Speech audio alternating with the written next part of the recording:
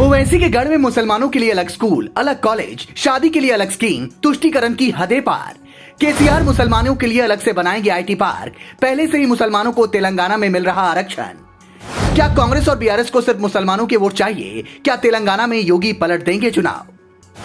तुष्टीकरण की हद क्या होती है, कोई तेलंगाना में जाकर देख ले। चुनाव से पहले ऐसे लग रहा है जैसे मंडी लगी है और कांग्रेस के साथ केसीआर की बीआरएस अपनी अपनी बोली लगा रही है। ओवैसी पहले से ही केसीआर के साथ मिलकर सरकार चलाते हैं और मुसलमानों को वहां 4% आरक्षण हासिल है। अब केसीआर ने ऐलान कर दिया कि अगर उनकी सरकार आई तो मुसलमानों के लिए अलग से आईटी पार्क बनाया जाएगा। लेकिन कहानी इतनी भर नहीं है। उनकी सरकार पहले से ही बहुत सारी स्कीमें ऐसी चलाती हैं जो सिर्फ मुसलमानों के लिए है, जैसे शादी खाना का निर्माण और शादी मुबारक योजना, जिसके तहत गरीब मुस्लिम परिवार को शादी में हुए खर्च के एवज में 1 लाख रुपए की मदद मिलती है।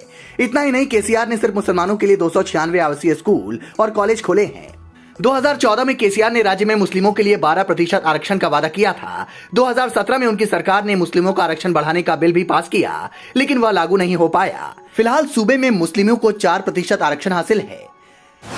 इस पर यूपी के सीएम योगी आदित्यनाथ ने तेलंगाना में कहा कि तुष्टीकरण की राजनीति का सबसे गंदा खेल आज तेलंगाना में देखा जा सकता है।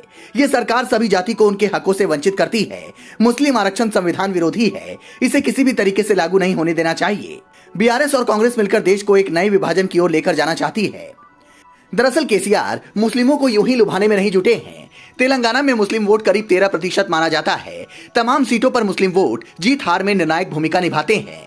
119 विधानसभा सीटों वाले तेलंगाना में कम से कम 45 सीटें ऐसी हैं जहां मुस्लिम वोट उम्मीदवारों की जीत हार तय करते हैं। यही वजह है कि कांग्रेस और बीआरएस दोनों ही उन्हें लुभाने में कोई कोर कसर नहीं छोड़ रही। राजनीतिक विश्लेषकों के मुताबिक 2018 के पिछले विधानसभा चुनाव में ज्यादातर मुस्लिमों ने बीआरएस के पक्ष में वोट दिया था, लेकिन कांग्रेस को उम्मीद है कि इस बार तेलंगाना में भी कर्नाटक वाला खेला होगा। कर्नाटक में बीजेपी, कांग्रेस और जेडीएस के बीच मुकाबला था। वहां कांग्रेस को मुस्लिमों का एक तरफा समर्थन मिला। जेडीएस भी मुस्लिम वोटों का बंटवारा करने में कामयाब नहीं हो पाई और नतीजा ये हुआ कि कांग्रेस ने बीजेपी को सूबे की सत्ता से बेदखल कर दिया। अब कांग्रेस तेलंगाना में भी ऐसी उम्मीद कर रही है। दूसरी तरफ केसीआर मुस्लिम वोटों पर अपनी पकड़ बरकरार रखने या और ज्यादा मजबूत करने के लिए खुद को उनका सबसे बड़ा हितैषी साबित करने की कोशिश में लगे हैं। कुल मिलाकर के चंद्रशेखर राव की नजर अपने अभेद्य किले को बचाए रखने पर है। दूसरी तरफ कांग्रेस की नजर यहाँ कर्नाटक वाला करिश्मा दोहराने की है।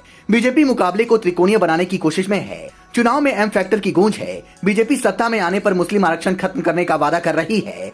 दूसरी तरफ कांग्रेस और बीआरएस में मुस्लिम वोटों को लुभाने की होड़ मची है। कांग्रेस एम फैक्टर के बदौलत ही तेलंगाना में कर्नाटक वाली स्क्रिप्ट लिखना चाहती है, तो दूसरी ओर केसीआर ने मुस्लिमों के लिए अलग से आईटी पार्क बनाने के वादे का ब्रह्मास्त्र छोड़ दिया है। Bureau report, leading Bharat TV.